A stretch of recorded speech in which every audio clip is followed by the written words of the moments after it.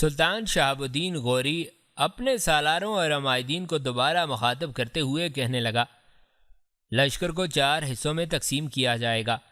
ایک حصہ میرے پاس، دوسرا قطب الدین ایبک، تیسرا ایبا، چوتھا حسین خرمیل کی سرکردگی میں ہوگا۔ لشکر کے وہ دستے جنہیں پڑاؤ کی حفاظت پر مقرر کیا جاتا ہے، انہیں میں ان لشکریوں میں شامل نہیں کر رہا۔ اگر اس حصے کو بھی شامل کروں تو لشکر کے 5 حصے بنیں گے۔ پڑاؤ کے لیے جو دستے ہوں گے ان کی کمانداری میں غیاث الدین خلجی کو سونپتا ہوں۔ ضیاء الملک درمشی، محمد عبداللہ سنجری اور قاضی شمس الدین بلخی بھی ان کے ساتھ رہیں گے۔ میرے ساتھ میرے نائب کی حیثیت سے محمد علی غازی اور امیر شکار ناصر الدین دونوں ہوں گے۔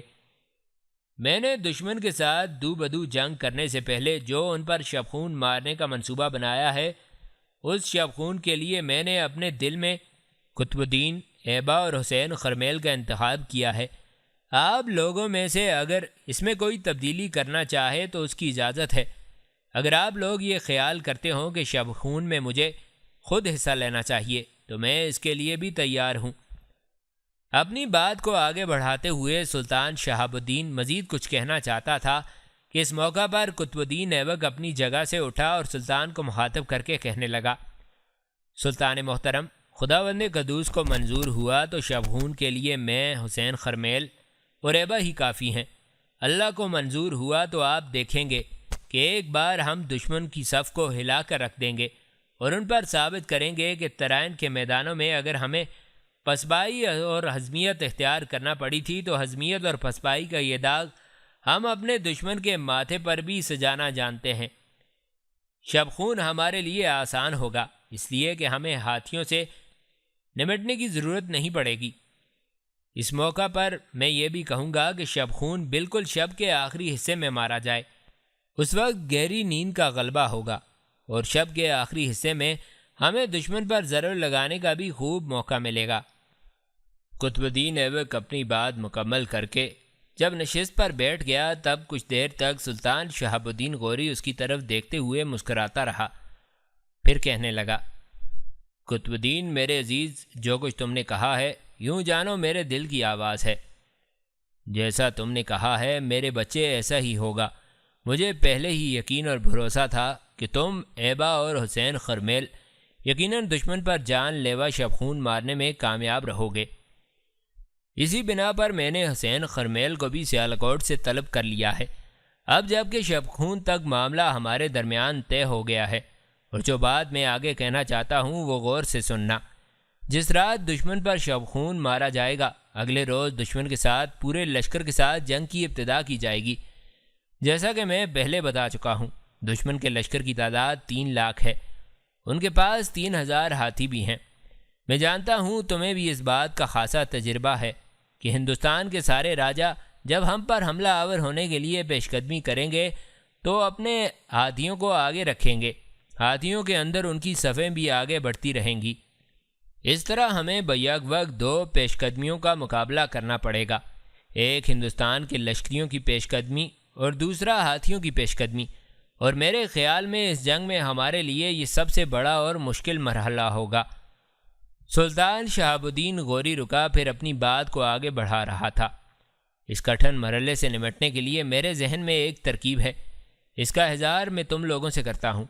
تم لوگوں میں سے جو کوئی بھی اس میں تبدیلی کرنا چاہے یا اس سے بہتر تجویز پیش کرنا چاہے تو میں کھلے دل سے اس کا خیر مقدم کروں گا۔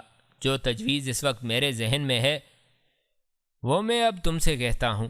شبخون کے اگلے روز دشمن سے ٹکرانے کے لیے ہم لشکر کی صفیں درست کریں گے۔ ہمارے شبخون کی وجہ سے چونکہ دشمن کو خاصا نقصان اٹھانا پڑا ہوگا، لہٰذا وہ فی الفور ہم سے انتقام لینے کے لیے جنگ کی ابتدا کرنا چاہے گا۔ صفیں درست کرنے کے بعد ہم ہندوستان کے لشکر کو موقع دیں گے کہ وہ ہم پر حملہ آور ہونے میں پہل کرے۔ اس طرح ہمارا دشمن اپنے ہاتھیوں اور اپنے لشکر کو آگے بڑھائے گا۔ ہندوستان کے سارے راجا، جن کی تعداد میری اطلاع کے مطابق 100 سے بھی زیادہ ہے، اپنے لشکر کے وسطی حصے میں رہنے کی کوشش کریں گے۔ وہاں وہ اپنے لشکریوں کا حوصلہ بڑھائیں گے، جنگ جاری رکھنے کے لیے انہیں ہدایات جاری کریں گے۔ اب ہم نے جو سب سے پہلا کام کرنا ہے وہ یہ کہ ہمارا لشکر پہلے کی طرح 4 حصوں میں تقسیم رہے گا۔ ایک حصہ میرے پاس، دوسرا قطب الدین ایبک، تیسرا ایبا، چوتھا حسین خرمیل کے پاس۔ ہم چاروں اپنے اپنے لشکر کے کچھ ایسے تیر انداز مقرر کریں گے جن کے ذمہ صرف یہ کام ہوگا کہ وہ اپنے تیروں سے ہاتھیوں کا نشانہ بنائیں گے۔ دوسرے لشکری ہاتھیوں کے اندر جو دشمن کے لشکر کی صفیں ہوں گی انہیں اپنا ہدف بنائیں گے۔ کچھ دیر تک ہم دشمن کے ساتھ یہی کھیل کھیلیں گے۔ ہاتھیوں پر تیر اندازی ہوگی تو ہاتھیوں کے اندر جو صفیں ہوں گی ان پر حملہ آور ہوا جائے گا۔ اس کے بعد کچھ اس طرح پسپائی اختیار کی جائے گی کہ دشمن یہ جانے کہ ان کی یلغار اور پیش قدمی کے سامنے ہم ہمت ہار بیٹھے ہیں، دشمن کے حملوں کا دباؤ برداشت نہیں کر سکے، پسپا ہوئے ہیں اور شکست اٹھانے کے درپے ہیں۔ یہ صورتحال دیکھتے ہوئے دشمن کے لشکر کی اگلی صفیں جو ہاتھیوں کے بیچوں بیچ ہوں گی وہ آگے نکل آئیں گی، یعنی پہلے آگے ہاتھی ہوں گے، پیچھے لشکر ہوگا۔ لیکن جب پسپائی اختیار کریں گے تو ہندوستان کے لشکریوں کے حوصلے بڑھیں گے، وہ ہاتھیوں سے باہر نکل کر ہمارا پیچھا کریں گے۔ ایسی صورت میں دشمن پر ضرب لگانے اور اپنا ہدف بنانے کے لیے ہم ایک اور تبدیلی کریں گے۔ پہلے لشکر کے چاروں حصے پسپائی اختیار کر کے اپنی پوری طاقت اور قوت کے ساتھ دشمن کے ان لشکریوں پر حملہ آور ہوں گے جو ہاتھیوں سے آگے نکل آئے ہوں گے، ان کا مکمل طور پر صفایا کر دیا جائے گا۔ جب ایسا ہو جائے گا تب میں تکبیر بلند کروں گا۔ تکبیر کے جواب میں سارے سالار لشکری بھی تکبیریں بلند کریں گے۔ اس وقت میں اور حسین خرمیل اپنے اپنے لشکر کے ساتھ دشمن کے سامنے رہیں گے۔ ایبا اور قطب الدین ایبک دائیں بائیں ہٹ جائیں گے۔ ایبا دائیں جانب سے ہوتا ہوا آگے بڑھے گا اور دشمن کے بائیں پہلو پر حملہ آور ہوگا۔ قطب الدین ایبک جنگ کے دوران لشکر کے بائیں پہلو پر ہوگا، یہ بھی بائیں طرف ہٹ کر دشمن کے دائیں پہلو پر ضرب لگائے گا۔ اس طرح سامنے کی طرف سے میں اور خرمیل دشمن کے دائیں بائیں اور قطب الدین اور ایبا جب ضرب لگائیں گے تو میدان جنگ کا وہ سما اور ہولناکی مجھے امید ہے کہ دشمن کے لیے نہ صرف شکست کا باعث بنے گی بلکہ ان کے لیے عبرت خیزی بھی ثابت ہوگی۔ یہاں تک کہنے کے بعد سلطان شہاب الدین رکا، ایک بار اپنے سالاروں عمائدین پر گہری نگاہ ڈالی، پھر اس کے چہرے پر ہلکا سا تبسم نمودار ہوا اور وہ سب کو مخاطب کرتے ہوئے کہہ رہا تھا، میرے عزیزو، جو کچھ میں کہنا چاہتا تھا کہہ چکا۔ دشمن سے نمٹنے کے لیے جو لاہ عمل میں نے گزشتہ شب مرتب کیا تھا وہ میں نے تم سے کہہ دیا ہے۔ اب تم میں سے کوئی بھی اس میں تبدیلی لانا چاہے، دشمن کے ساتھ جنگ کے طریقہ کار میں کوئی نیا اضافہ کرنا چاہے تو اپنی جگہ سے اٹھ کر اپنی تجویز کہے۔ اگر وہ تجویز اچھی ہوئی، قابل عمل ہوئی تو اس پر یقیناً عمل کیا جائے گا۔ سلطان شہاب الدین غوری کے ان الفاظ کے جواب میں اس کا نہ کوئی سالار اٹھا، نہ ہی امیر یا عمائدین سلطنت میں سے اٹھ کر کسی نے تجویز پیش کی۔ اس پر سلطان کے چہرے پر خوشگوار مسکراہٹ نمودار ہوئی۔ اس موقع پر لشکر کے قاضی شمس الدین بلخی اپنی جگہ پر اٹھے اور سلطان کو مخاطب کر کے کہنے لگے، سلطان محترم، میں سمجھتا ہوں آپ نے دشمن سے نمٹنے کے لیے جو تجویز پیش کی ہے اس سے بہتر کوئی تجویز ہو ہی نہیں سکتی۔ اس تجویز کو سننے کے بعد کسی کا اپنی جگہ سے اٹھ کر یا کسی امیر کا کھڑے ہو کر اس سے متعلق کچھ نہ کہنا اس بات کی غمازی کرتا ہے کہ سب آپ کی اس تجویز سے متفق ہیں اور اسی پر عمل کیا جائے گا۔ اس کے ساتھ ہی قاضی شمس الدین بلخی اپنی جگہ پر بیٹھ گئے۔ سلطان شہاب الدین غوری تھوڑی دیر تک شمس الدین بلخی کی طرف دیکھتے ہوئے مسکراتا رہا، پھر بڑی نرمی سے کہنے لگا، آپ نے جو کچھ کہا ہے میں اس پر سختی سے عمل کروں گا، اور میرا دل کہتا ہے میدان ہمارے ہاتھ میں ہی ہوگا۔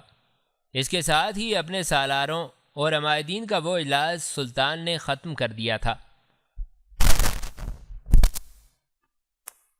دریائے سرسوتی کے کنارے کی عمارت میں ایک روز اس کا راج کمار دیوداس اکیلا بیٹھا تھا کہ اس کمرے میں اس کا ماموزاد سنگرام داخل ہوا۔ سنگرام آگے بڑھا اور اس کے پہلو میں بیٹھ گیا۔ دیوداس تھوڑی دیر تک بڑے غور سے اس کی طرف دیکھتا رہا، پھر کہنے لگا، میرے بھائی، آج تیرا چہرہ بتاتا ہے یا تو آج تجھے کوئی خوشی ملی ہے یا تو میرے لیے کوئی اچھی خبر لے کر آیا ہے۔ سنگرام کھل کر مسکرا دیا۔ دیوداس، میرے بھائی، تمہارا اندازہ درست ہے، یوں جانو مجھے بھی خوشی ملی ہے اور تمہارے لیے بھی ایک اچھی خبر ہے۔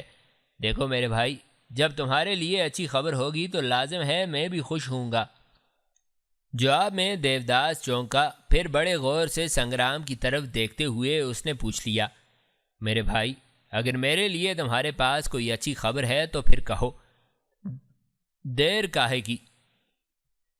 کیا یہ اچھی خبر راج کماری کمار دیوی سے تعلق رکھتی ہے؟ کیا تم اس سے ملے ہو؟ اس نے میری پیشکش پر کوئی مثبت جواب دے دیا ہے؟ سنگرام مسکرایا اور کہنے لگا، میرے بھائی، جو کچھ میں کہنے والا ہوں یوں جانو اس کا تعلق کمار دیوی سے ہے، اور نہیں بھی۔ بات دراصل یہ ہے کہ راج کماری کمار دیوی نے تمہارے سامنے یہ شرط پیش کی کہ اگر تم ایبا کو ہلاک کر دو تو وہ تم سے شادی کر لے گی۔ دیکھو، ایبا کو ہلاک کرنا اس وقت اتنا آسان نہیں تھا۔ اب ایبا پر حملہ آور ہو کر اسے نقصان پہنچانا یا اس کا خاتمہ کرنا کسی قدر آسان ہے۔ میں نے ایبا سے متعلق معلومات حاصل کی ہیں۔ وہ کھکروں کے سردار کی ایک لڑکی سے شادی کر چکا ہے۔ وہ لڑکی بڑی جنگجو اور بہترین قسم کی تیز زن ہے، اور یہ بھی مجھے خبر ملی ہے کہ وہ جنگوں میں ایبا کے ساتھ رہ کر عملی طور پر حصہ لیتی رہی ہے۔ اب میں نے 2 کاموں کا بندوبست کیا ہے۔ راجہ پرتھوی راج کے لشکر میں میرے کچھ جاننے والوں کے علاوہ کچھ عزیز بھی ہیں۔ تمہارے کام کے سلسلے میں نے ان سے تفصیل کے ساتھ بات کی۔ انہیں تم سے ہمدردی ہے، اور انہوں نے 2 تجویزیں پیش کی ہیں۔ پہلی تجویز یہ کہ وہ اس جنگ میں خاص طور پر ایبا کو اپنا ہدف بنائیں گے اور اس کا سر کاٹنے کی کوشش کریں گے۔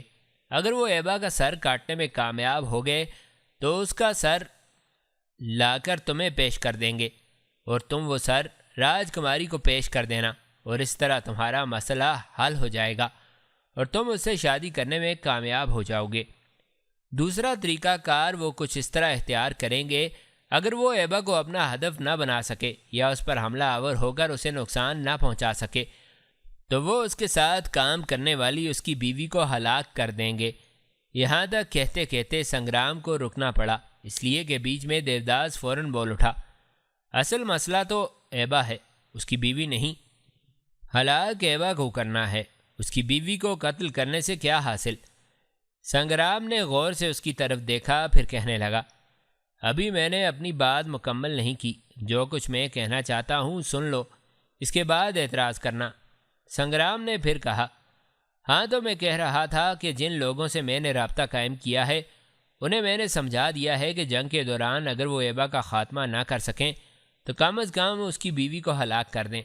دیکھو دیوداس، اس جنگ میں حصہ لینے کے لیے نہروالا کا راجہ بھیم دیو اور اس کا بیٹا رام دیو بھی آیا ہوا ہے۔ اپنے جن آدمیوں سے میں نے رابطہ قائم کیا ہے ان سے میں نے یہ بھی گزارش کی ہے کہ جہاں وہ ایبا کی بیوی کا خاتمہ کریں گے وہاں راج کمار رام دیو کو بھی ختم کر دیں۔ سنگرام کے ان الفاظ پر اچھلنے کے انداز میں دیوداس چونک اٹھا تھا، پھر ناپسندیدگی کا اظہار کرتے ہوئے وہ کہنے لگا، سنگرام میرے بھائی، یہ تم کیا کہہ رہے ہو؟ تم تو وہ کام کرنا چاہ رہے ہو کہ اگر راج کماری کمار دیوی مجھ سے شادی کرنا چاہے تب بھی کرنے سے انکار کر دے۔ دیکھو، پہلے تو میری سمجھ میں یہ بات نہیں آئی کہ تم ایبا کی بیوی کو کیوں ہلاک کرنا چاہتے ہو۔ اس بیچاری کا کیا قصور ہے؟ اس کو ایبا کے ساتھ ہی رہنے دو۔ اس طرح کم از کم یہ راج کماری کسی موقع پر ایبا کی طرف تو مائل نہیں ہو سکے گی اور نہ ہی اس کے پاس جا سکے گی۔ خاتمہ تو ہمیں ایبا کا کرنا چاہیے۔ ساتھ ہی تم نے ایک اور شوشہ کھڑا کر دیا ہے کہ رام دیو کا بھی خاتمہ کرنے لگے ہو۔ کیوں میری قسمت کے غبارے سے ہوا ایک مشت میں ہی نکالنے لگے ہو؟ جواب میں سنگرام مسکرایا اور کہنے لگا، ابھی تک میں نے اپنی بات مکمل نہیں کی اور تم قبل از وقت بول اٹھے ہو۔ ہاں تو میں رام دیو کو قتل کرنے کے لیے کہہ رہا تھا۔ دیکھو، جب رام دیو قتل ہو جائے گا تب ہم راج کماری کمار دیوی کے پاس آئیں گے۔ اگر تو ہم ایبا کا خاتمہ کرنے میں کامیاب ہو گئے تو ایبا کا کٹا ہوا سر اس کے سامنے پیش کر دیا جائے گا۔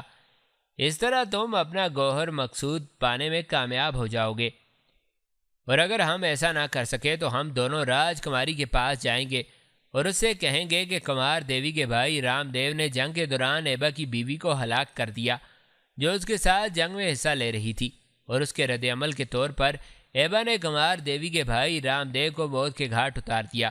جب یہ خبر راج کماری کمار دیوی کے کانوں میں ڈالی جائے گی تو یاد رکھنا، کمار دیوی کے دل میں اگر ابھی تک ایبا کی محبت نہ سہی ہمدردی کا بھی کوئی جھونکا ہے تو وہ بھی ختم ہو کر رہ جائے گا، اور حالات اسے تمہاری طرف آنے سے روک نہیں سکیں گے۔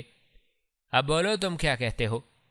سنگرام کی اس ساری گفتگو کے جواب میں خاموش رہ کر دیوداس کچھ دیر سوچتا رہا، پھر ہار ماننے کے انداز میں کہنے لگا، سنگرام میرے بھائی، میں نے کیا کہنا ہے؟ مجھے تو راج کماری کمار دیوی کی محبت، اس کا ساتھ چاہیے۔ یہ چیزیں مجھے ایبا کے قتل کی وجہ سے حاصل ہوں یا اس کی بیوی اور رام دیو کے مرنے سے، مجھے اس سے کوئی غرض نہیں۔ کسی بھی صورت میں مجھے راج کماری کمار دیوی کو اس بات پر آمادہ کرنا ہے کہ وہ مجھ سے شادی کر لے، بس اس سے زیادہ میں کچھ نہیں چاہتا۔ دیوداس کے ان الفاظ سے سنگرام خوش ہو گیا تھا، کہنے لگا، اگر یہ بات ہے تو آؤ ترائن کے میدانوں کی طرف چلتے ہیں، جہاں مسلمانوں اور ہندوؤں کے درمیان تاریخی جنگ کی ابتدا ہو گئی ہے، اور پھر دیکھتے ہیں ہمارا اونٹ کس کروٹ بیٹھتا ہے۔ اس کے ساتھ ہی دونوں ہاتھ میں ہاتھ ڈالے اس کمرے سے نکل کر اپنے آپ کو خوب مسلح کر کے دریائے سرسوتی کے کنارے ترائن کے میدانوں کا رخ کر رہے تھے۔ رات اپنی تمناؤں کے آنگن میں رقص کرتی ہر شے پر چھاتی جا رہی تھی۔ ایسے میں قطب الدین ایبک، ایبا اور حسین خرمیل اپنے اپنے لشکریوں کے ساتھ بڑی رازداری کے ساتھ دشمن کے لشکر کی طرف بڑھے۔ پھر انہوں نے 3 مختلف سمتوں سے اپنے کام کی ابتدا کی، اور وہ تکبیریں بلند کرتے ہوئے فنا کی تختیاں لکھتے، آندھیوں کے وحشت خیز قافلوں زیس کی دہلیز پر دستک دیتے، قضا کے خوفناک گردابوں کی طرح دشمن پر حملہ آور ہو گئے تھے۔ یہ بڑا اچانک اور ایک ہولناک شب خون تھا جو شب کے آخری حصے میں مارا گیا تھا۔ اس شب خون کی وجہ سے ہندوستان کے راجاؤں کے لشکر میں افراتفری کا عالم پھیل گیا تھا۔ قطب الدین ایبک، حسین خرمیل اور ایبا نے دریائے سرسوتی کے کنارے کے میدانوں کو ایک طرح سے قتل گاہوں کا مکروز بنا کے رکھ دیا تھا۔ ختم ہوتی رات کے وقت قطب الدین ایبک، ایبا اور حسین خرمیل کی طرف سے یہ ایک انتہا درجے کا ہولناک اور جان لیوا شب خون تھا۔ جب تک راجاؤں کے لشکری سنبھل کر جوابی کارروائی کرتے، اس وقت تک تینوں مسلمان سالار اپنے کام کو اپنے انجام تک پہنچا چکے تھے۔ دشمن کے انگنت لشکریوں کو انہوں نے موت کے گھاٹ اتار دیا تھا۔ دشمن کے اندر ایک طرح کی افراتفری اور واویلا انہوں نے برپا کر دیا تھا، اور جب انہوں نے دیکھا کہ ہندوستانی لشکر سنبھل کر ان کے مقابل سفارہ ہونے کی کوشش کر رہے ہیں، تب تینوں سالاروں نے تکبیریں بلند کی، جو اس بات کا اشارہ تھا کہ اب شب خون کی تکمیل کر کے واپس اپنی لشکرگاہ کی طرف جانا ہے۔ اس کے ساتھ ہی تینوں اپنے اپنے لشکریوں کو لے کر واپس اپنی خیمہ گاہ میں پہنچ گئے تھے۔ اس شب خون سے پہلے ہندوستان کے راجاؤں کے لشکری بڑے خوش تھے۔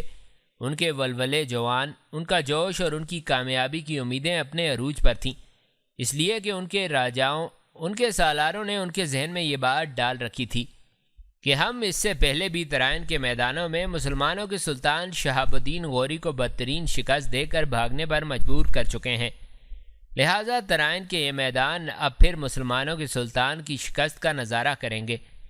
لیکن اس شب خون کے بعد ان کی دلی کیفیت کافی حد تک تبدیل ہو چکی تھی۔ اس شب خون کے باعث ان کے لشکر کے ہزاروں لشکری موت کے گھاٹ اتر گئے تھے۔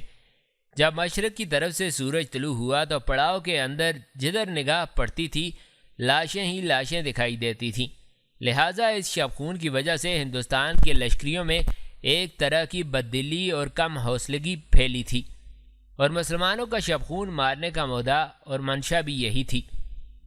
اگلے روز کا سورج جب طلوع ہوا تو ہندوستان کے سارے راجاؤں نے جنگ کی ابتدا کرنے کا تہیہ کر لیا تھا، اس لیے کہ انہیں پتہ چل گیا تھا کہ ان کے لشکر میں چیمگوئیاں ہونی شروع ہو گئی ہیں کہ مسلمانوں نے ان کے خلاف جو کامیاب اور دہلا دینے والا شب خون مارا ہے تو یہ ان کے لشکر کے لیے ایک طرح کی بدشگونی ہے۔ اس کے علاوہ بھی طرح طرح کی افواہیں لشکر میں اٹھنے لگی تھیں۔ ان افواہوں پر قابو پانے کے لیے اور لشکریوں کا حوصلہ اور ولولہ قائم رکھنے کے لیے آپس میں صلاح مشورہ کرنے کے بعد سارے راجاؤں نے مسلمانوں کے ساتھ جنگ کی ابتدا کرنے کا تہیہ کر لیا تھا۔ راجاؤں نے یہ بھی سوچ لیا تھا کہ اگر یوں ہی مسلمانوں کے سامنے پڑاؤ کیے رکھا تو مسلمانوں کے اس کامیاب شب خون کی وجہ سے دن بدن ان کے لشکر میں بددلی پھیلنی شروع ہو جائے گی، جو ان کے لیے نقصان دہ ثابت ہوگی۔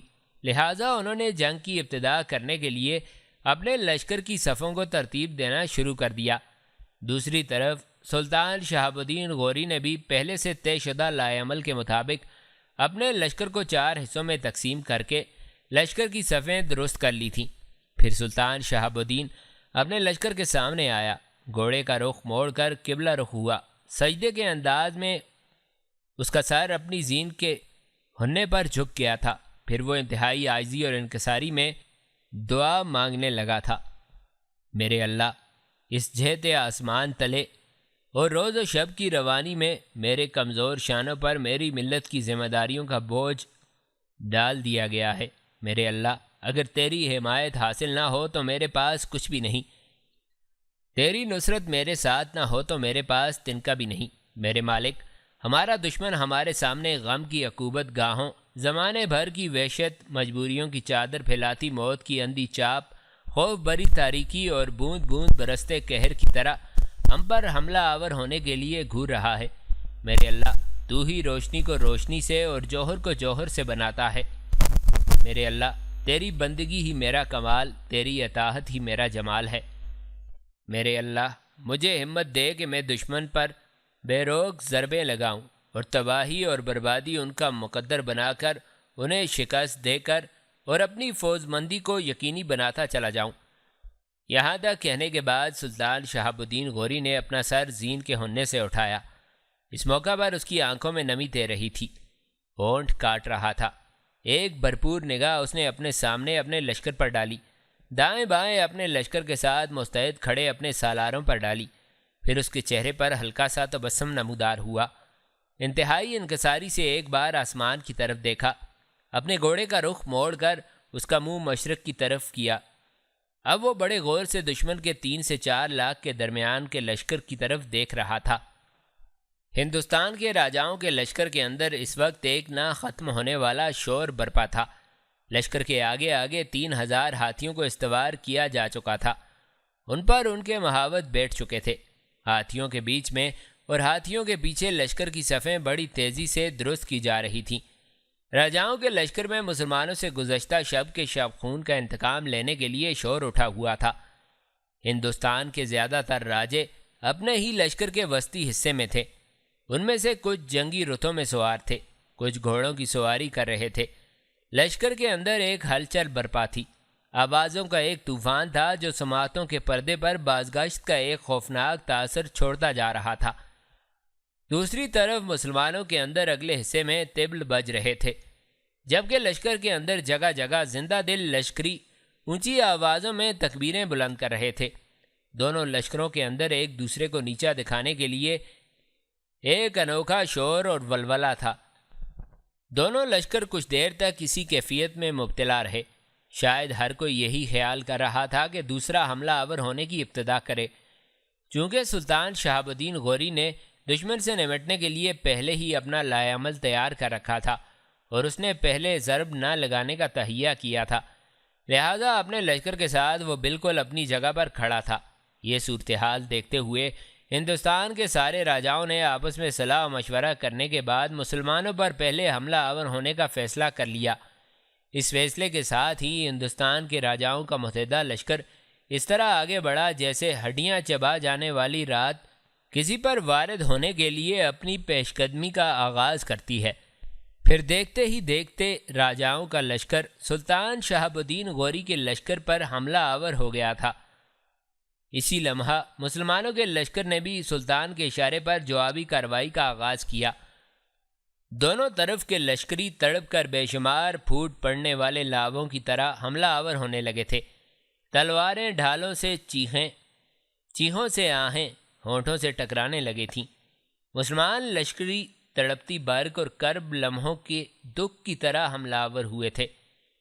راجاؤں کے متحدہ لشکر نے اپنی طرف سے بڑی کوشش کی کہ وقت ضائع کیے بغیر مسلمانوں کو پسپا ہونے پر مجبور کر دیں، لیکن مسلمان جوابی کارروائی بھی کرتے ہوئے راجاؤں کے لشکریوں پر عذابوں کی طرح حملہ آور ہو رہے تھے۔ کچھ دیر ایسا ہی سما رہا۔ سلطان شہاب الدین کے تیر انداز ہاتھیوں کو اپنا نشانہ بنائے ہوئے تھے۔ ہاتھیوں کو انہوں نے چلنی کر کے رکھ دیا تھا، جس کی بنا پر ہاتھیوں کے آگے بڑھنے کی رفتار کم ہو گئی تھی، اور اس صورتحال میں سلطان کے لشکریوں کو ہندوستان کے راجاؤں کے ان لشکریوں سے ٹکرانے کا موقع مل گیا تھا جو ہاتھیوں کے بیچوں بیچ آگے بڑھنے کی کوشش کر رہے تھے۔ کچھ دیر تک جم کر دشمن کا مقابلہ کرنے کے بعد جب سلطان نے تکبیر بلند کی تو اس کی تکبیر کے جواب میں اس کے سالاروں اور سارے لشکر نے بڑے ہولناک انداز میں تکبیریں بلند کیں۔ پھر تھوڑی ہی دیر کے بعد لشکر آہستہ آہستہ پیچھے ہٹنا شروع ہو گیا تھا۔ اس سے راجاؤں نے اندازہ لگایا کہ مسلمانوں نے ایک بار تکبیریں بلند کر کے اپنے حوصلوں کی تجدید کرتے ہوئے اپنے لیے فوائد حاصل کرنے کی کوشش کی ہوگی، اور جب انہیں کامیابی نہیں ملی تو وہ پسپا ہونا شروع ہو گئے۔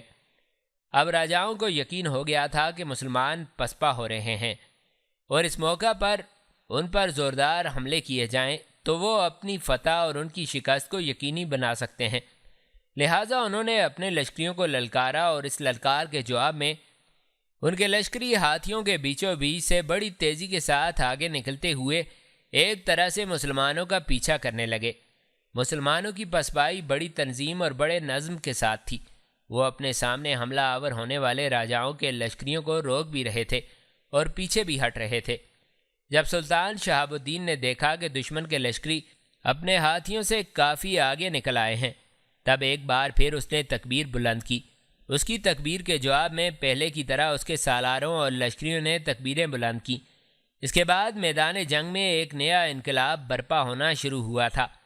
سلطان کے لشکر نے یکدم پسبائی ترک کر دی اور پوری طاقت و قوت کے ساتھ جاریت پر اترا۔ اس کے بعد سلطان کا لشکر اپنے سامنے دشمن کے لشکر پر بصارتوں کو اندھا کر دینے والے آتشی دائروں کی طرح حملہ آور ہو گیا تھا۔ یہ تبدیلی ہندوستان کے سارے راجاؤں کے لیے بڑی حیرت انگیز تھی۔ وہ تو اپنی جگہ خوش اور مطمئن تھے کہ مسلمان اب پسپا ہونا شروع ہو گئے ہیں، لہٰذا ان کی شکست کا اعلان ہونے میں بس تھوڑی سی ہی دیر باقی ہے، اور اب وہ ایک جگہ اکٹھے ہو کر اپنی طرف سے مسلمانوں کی شکست کا منظر دیکھنے کے لیے بے چین تھے۔ لیکن جب انہوں نے دیکھا کہ مسلمان لشکری تو پلٹ کر دھرتی اور آکاش کو رون دینے والے جزووں کی طرح حملہ آور ہو گئے ہیں، تب ان کے پاؤں تلے سے زمین نکلنا شروع ہو گئی تھی۔ وہ جان گئے تھے کہ یہ مسلمانوں کی چال ہے، اور اسی چال کو استعمال کرتے ہوئے وہ اپنی کامیابی کو یقینی بنانا چاہتے ہیں۔ پسپائی ترک کر کے جاریت اختیار کرنے کے بعد مسلمانوں نے اپنے سلطان کی سرکردگی میں اس قدر پرجوش انداز میں حملے کیے کہ راجاؤں کا وہ لشکر جو اپنے ہاتھیوں سے آگے نکل کر مسلمانوں کے تعاقب میں آیا تھا، اس کا مکمل طور پر خاتمہ کر دیا گیا۔ اس کے بعد سلطان کا لشکر بڑی تیزی سے حرکت میں آیا۔